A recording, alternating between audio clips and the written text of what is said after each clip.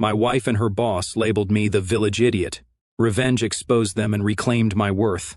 You can laugh at me tonight, but tomorrow you will choke on it. My name is Jake Harrison.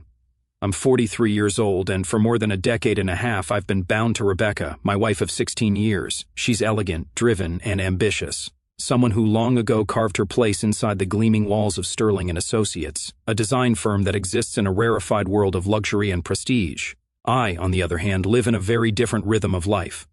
I run a workshop called Craftsman's Edge, a space that smells of cedar and walnut, where my days are measured not by boardroom agendas, but by the weight of chisels and the slow patience of sandpaper. For years, our marriage found its balance in the contrast of those worlds, Rebecca, the rising star surrounded by glass towers, and me, the steady anchor shaping wood with my hands. I never minded being her shadow in public. In fact, I embraced it at gala dinners, networking nights, or office cocktail parties. I was perfectly comfortable being the supportive husband, the one who offered a polite smile, made the right gestures, and allowed her brilliance to shine unchallenged. That dynamic seemed safe, unshakable, or at least I convinced myself it was, until one particular evening dismantled that illusion in a way I'll never forget. The cracks had begun to form months earlier when Rebecca's new superior stormed into her professional world. Victoria Cross, an executive whose very name carried a kind of tremor through design circles, was not just another boss. She was a figure people either revered or dreaded, often both. Her reputation was legendary, her influence sharp enough to elevate a career overnight or grind it into irrelevance with little more than a raised eyebrow. At home, Rebecca spoke of her with a mixture of awe and anxiety, recounting Victoria's cutting remarks and impossible standards, as though describing a force of nature. Most nights Rebecca returned from the office visibly worn down, yet her conversations fixated almost exclusively on Victoria, on her brilliance, her cunning, her terrifying authority. She described her as though she were some untouchable monarch with flawless posture and manicured hands that dictated everyone's fate. I would listen quietly, pencils scratching across the sketch pad where I drafted cabinet joints or shelving systems. I nodded, offered encouragement, even as I noticed something sharper lurking beneath her words. It had been years since Rebecca called my work remarkable, years since her eyes lit up at something I had crafted. Now her praise, her hunger, her energy, all of it belonged to Victoria, as though proving herself in that ruthless orbit mattered more than anything we had built together. The tension reached its peak with Sterling's annual gala, staged that year at the Meridian Ballroom downtown. The moment Rebecca told me where it was being held, I pictured it. Marble floors polished so thoroughly they could mirror your every step, chandeliers spilling golden light over crowds dressed in perfection. It was the sort of place where appearances were currency and subtle cruelty passed as sophistication. On the night of the event, Rebecca emerged in a deep navy gown that clung to her frame with effortless elegance. She looked breathtaking, though the beauty was clouded by the tension that radiated from her in the car ride over. She sat rigid, staring out the passenger side window, her jaw tight, fingers tapping an anxious rhythm against her clutch. It was the posture of a soldier on the eve of battle. I wore the best I had, my only suit worth mentioning, pressed just for the occasion, though I'd worn it perhaps twice in my life. I braced myself for the role I knew I was expected to play, the beautiful partner who lingered quietly at her side, invisible but reliable. The Meridian Ballroom met every expectation and then some. It was a cathedral of extravagance, a space humming with ambition and wealth. Crystal chandeliers draped the room in a flattering haze while a string quartet coaxed delicate melodies from their instruments near the entrance. Groups of colleagues clustered together, their conversations laced with talk of projects, clients, and deals, so far removed from my world of dovetail joints and varnish that I might as well have been listening to a foreign language. As soon as we stepped inside, Rebecca was swallowed up by her peers. They descended on her with air kisses and rehearsed enthusiasm, their words polished like gems meant to be displayed. Compliments spilled effortlessly. "You look radiant, Becca. Victoria hasn't stopped talking about your March presentation. Everyone's impressed by your concepts." But when their eyes briefly shifted toward me, the warmth vanished. To them, I was little more than a prop, a necessary accessory to complete the portrait of Rebecca's polished success.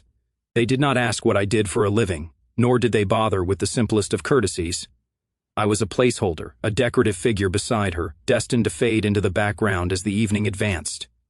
That's when I saw her, Victoria Cross herself, standing near the bar as though it were her throne.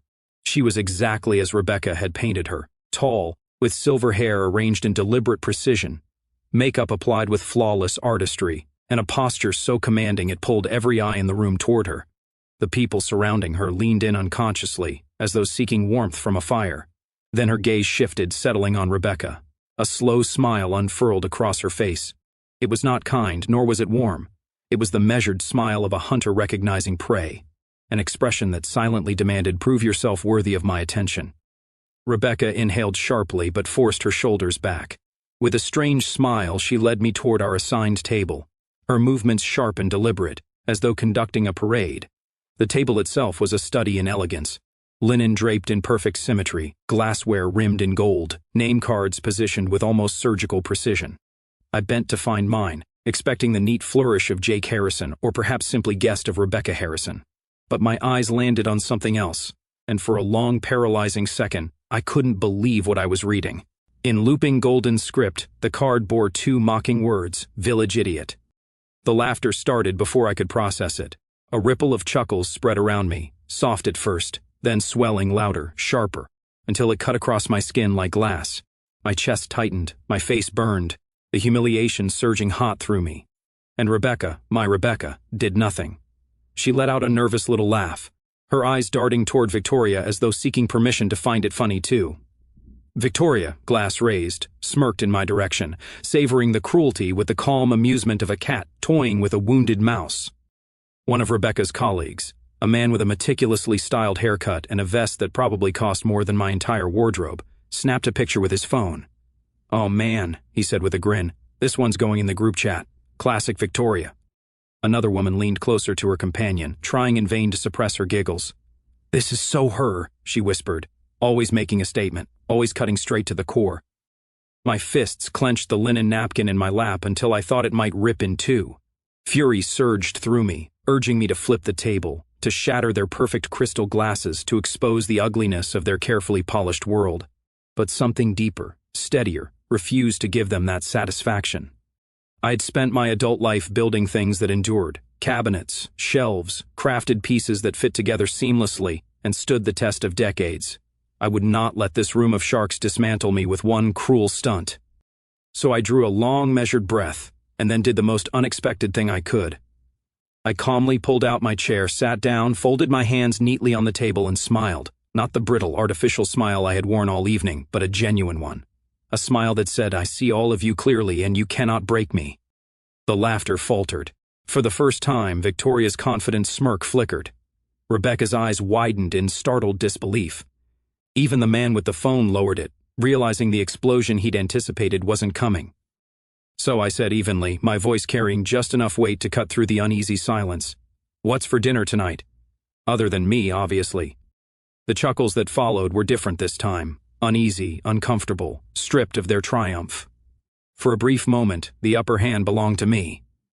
Victoria recovered quickly, clearing her throat, forcing her tone back into its usual cool condescension.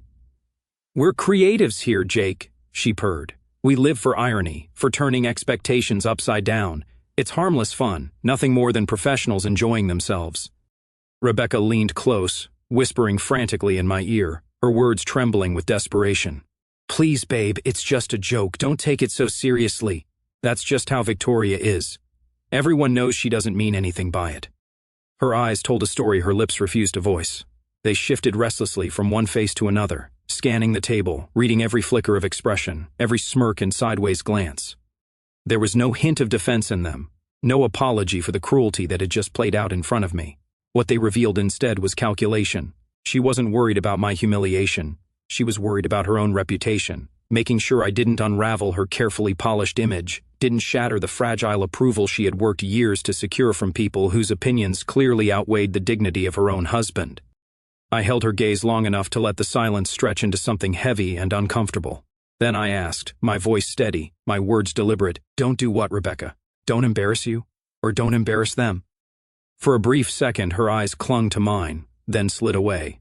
That single glance was all the answer I needed. In that instant, I understood where her loyalty lay, and it wasn't with me. Victoria took the reins of the moment with effortless authority. "No need to linger on trifles," she said smoothly, her tone wrapped in superiority. A touch of harmless fun, that's all. We're professionals here after all. With a graceful motion, she lifted her fork and began eating, every movement carefully staged to signal that the matter was closed. And as though choreographed, the rest of the table fell back into step, cutlery tapping porcelain, shallow conversations restarting. It was a performance, and they were all seasoned actors. But beneath the practiced facade, the tension still hummed. It vibrated in the air like a live wire, prickling against my skin.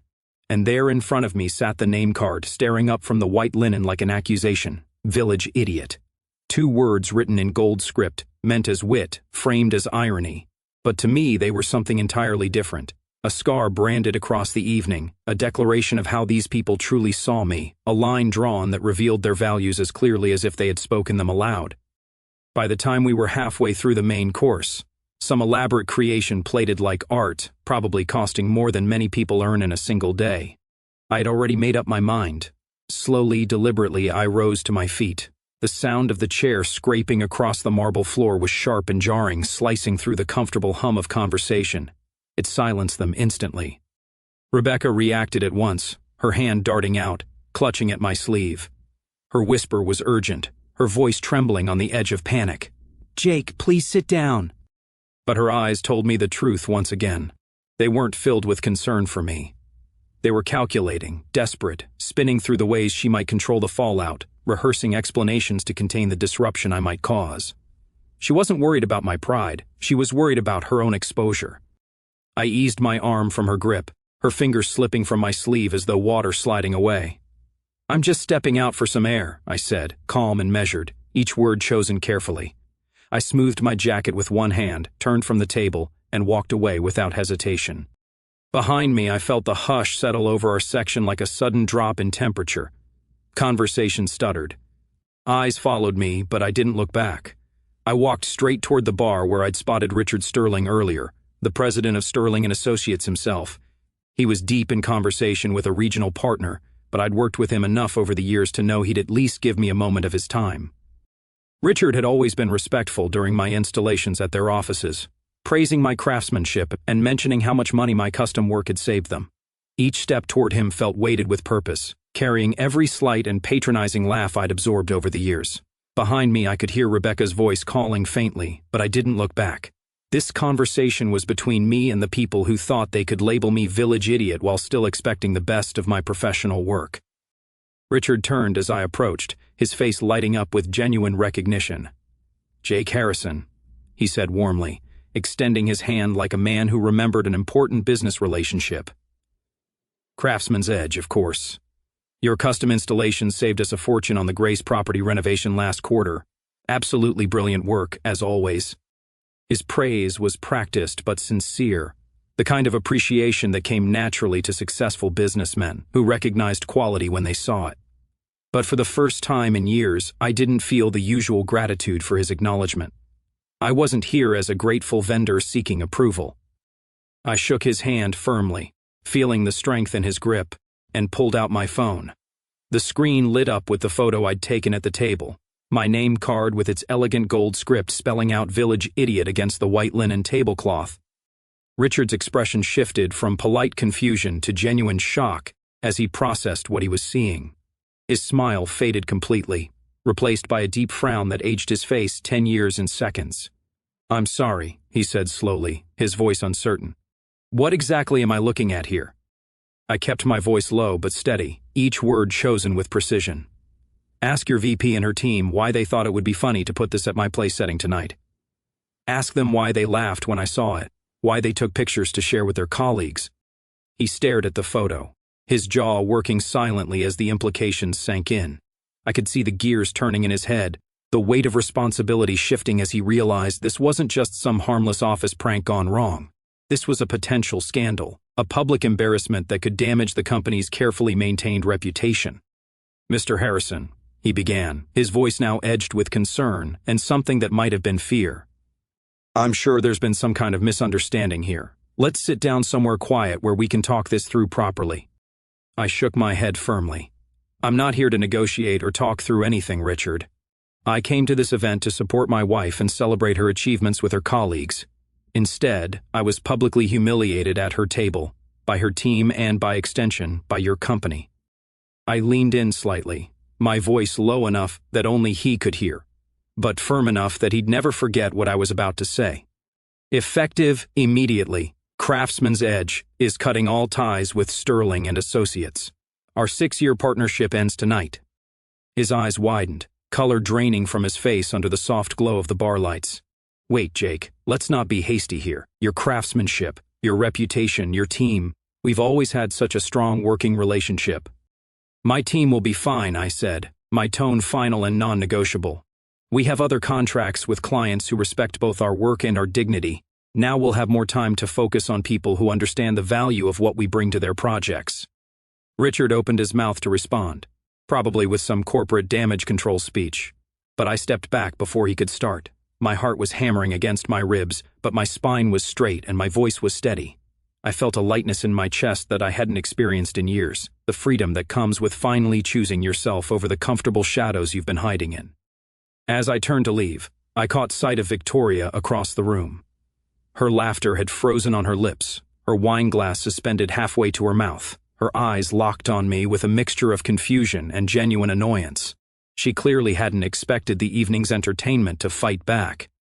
Rebecca stood beside Victoria, pale and trembling, her eyes wide with disbelief at what she was witnessing. For the first time in months, she was seeing her husband not as a convenient accessory, but as a man with his own power, his own choices, his own lines that couldn't be crossed. I didn't stop to explain myself to either of them.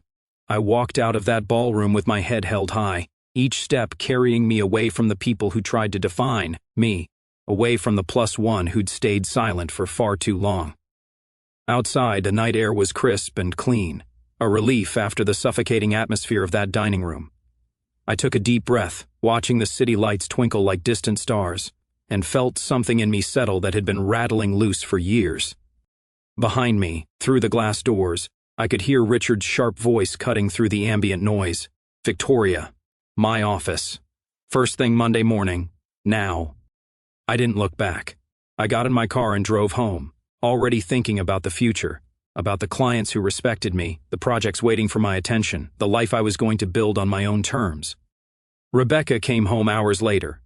I heard her keys in the door, the familiar click of her heels on the hardwood floors, the small sigh she always made when crossing the threshold, usually a sound of relief. But tonight it carried something heavier. She found me in the living room, sitting on the couch with a glass of water, the television off, waiting in the kind of silence that demands honest conversation. Her makeup was smudged, her perfect hair slightly disheveled, and her eyes were red from crying. She set her purse down carefully and turned to face me, arms crossed defensively over her chest. "Why would you embarrass me like that?" she asked, her voice shaking with anger and hurt. "You don't understand how that world works, Jake." It was just Victoria's sense of humor. Everyone knows she doesn't mean anything personal by these things. I stared at this woman I'd loved for 16 years. The woman who had once laughed at my jokes and stayed up late helping me sketch ideas for the business we'd built from nothing. Tonight, though, I saw something different in her eyes, a glimmer of resentment, a thin film of panic at what my actions might cost her. "That world," I repeated slowly, tasting the words. "The world where your boss thinks it's amusing to publicly label your husband as village idiot. The world where you sit there and let them laugh at me like I'm not even a human being worth basic respect." The silence stretched between us like a chasm. She shifted uncomfortably, her arms tightening across her chest like armor. "It was just a harmless joke," she said, her voice rising defensively. "You know Victoria, she's always had that sharp wit, that way of pushing boundaries. It's how she tests people, how she sees if they belong in her world." "World," I said quietly. "Not our world, her world, where I'm the entertainment, and you're the audience member who laughs along to keep your seat." Rebecca flinched as if I'd slapped her. "That's not fair. You know how hard I've worked to get where I am. Every day in that office is a test with Victoria. One wrong move, one moment of weakness, and you're out. I've sacrificed everything to prove I belong there." "You laughed, Rebecca," I said, my voice soft but unforgiving. "When they humiliated me, when they turned me into a punchline, you laughed with them. Then you told me not to make it about me, as if my dignity was somehow less important than your career advancement." She broke then, her careful composure crumbling like a house of cards. Tears spilled down her cheeks as she sank into the chair across from me, her hands trembling in her lap. "You don't know what it's like," she whispered. "Every single day I have to prove myself in that office. Victoria watches everything: how you dress, how you speak, who you associate with, how you handle pressure. I was terrified that if I defended you, if I stood up to her, she'd mark me as weak, as someone who couldn't handle the culture. So instead you marked me as disposable," I said gently. "You chose your fear of her over your love for me." The truth of it hung in the air between us, undeniable and devastating. Rebecca covered her face with her hands, her shoulders shaking with silent sobs. 2 days later, packages started arriving at our house, express deliveries with corporate logos, thick envelopes marked personal and confidential. I opened them methodically, laying the contents out on our kitchen table like evidence in a case. The first was a formal letter from Richard Sterling himself, written on company letterhead with legal precision. "Dear Mr. Harrison, I am deeply sorry for the incident that occurred at our gala. What happened was completely unacceptable and does not represent the values Sterling and Associates strives to uphold. We have initiated a full internal investigation to ensure such behavior is never repeated. Please accept our sincere apologies and consider maintaining our business relationship." The second envelope contained a handwritten note on personal stationery, the ink slightly smudged as if written in haste. "Jake, I'm Sierra from Rebecca's team. I was at the table that night and I'm horrified by what happened. I recorded Victoria afterward bragging about the prank and laughing about how you'd react. I sent the recording to Richard this morning. People like you deserve better. I hope this helps." The final document was a single sheet of corporate letterhead with Victoria Cross's typed resignation, effective immediately. No apology, no explanation, just cold legal language and a signature that looked like it had been applied under duress. I read through everything twice, then set the papers aside and looked out the window at my workshop in the backyard. My phone had been buzzing constantly for 2 days, competitors calling with job offers, industry contacts reaching out with condolences and partnership proposals. Apparently, walking away with dignity had done more for my professional reputation than 6 years of quiet, excellent service ever had. Rebecca was upstairs, having been placed on indefinite administrative leave while the company conducted their investigation. Her career, the one she'd sacrificed our marriage to protect, was damaged. The irony wasn't lost on either of us. That night we sat across from each other at the same kitchen table where we had once mapped out our future. Rebecca looked different without her work mask, softer, almost younger, with none of the polish and pretense she wore every day. She had no makeup on, just a plain sweater and jeans. And for a moment I saw the woman I had fallen in love with years ago. "I don't know who I am without that job," she said, her voice faint. "I spent so long trying to prove I fit in Victoria's world that I lost sight of what really mattered to me." I listened without interrupting, recognizing that this might be the first completely honest thing she'd said to me in months. "I forgot," she continued, tears slipping silently down her cheeks. "I forgot how much strength it takes to stay kind, to choose dignity over advancement. You've always carried things I never even noticed. You let me have the spotlight while you quietly held everything together, and I repaid that by letting them treat you like you were nothing."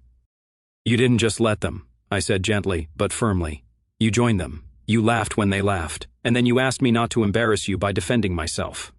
She nodded, accepting the weight of what she'd done. I was scared. Scared that if I stood up to Victoria, she'd destroy my career, take away everything I'd worked for.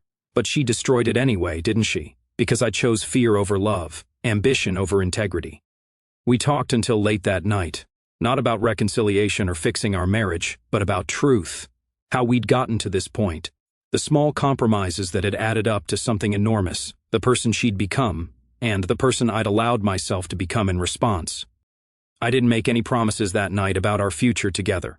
The hurt was still too raw, the trust too broken, but for the first time in years I felt truly seen by my wife, not as an accessory or a plus one, but as a man with his own worth, his own dignity, his own power to choose.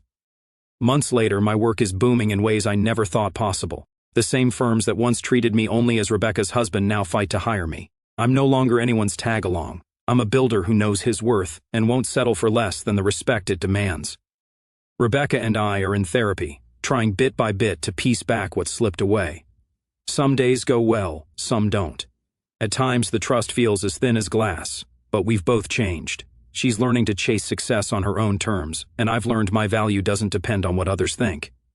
The truth I found that night at the gala had nothing to do with payback or drama. It was about the quiet strength in walking away, in refusing to accept treatment that cuts you down. I never shouted, never caused a stir, never dropped to their level. I just stood firm, drew my line, and left with my pride whole. Sometimes the boldest move you can make is to choose yourself, even when it costs everything you thought mattered. Sometimes leaving speaks louder than any fight, and sometimes the biggest win is not letting others' cruelty set your worth. That night they tried to paint me as a fool. Instead, I walked out as the man who remembered he was worth far more than their sneers.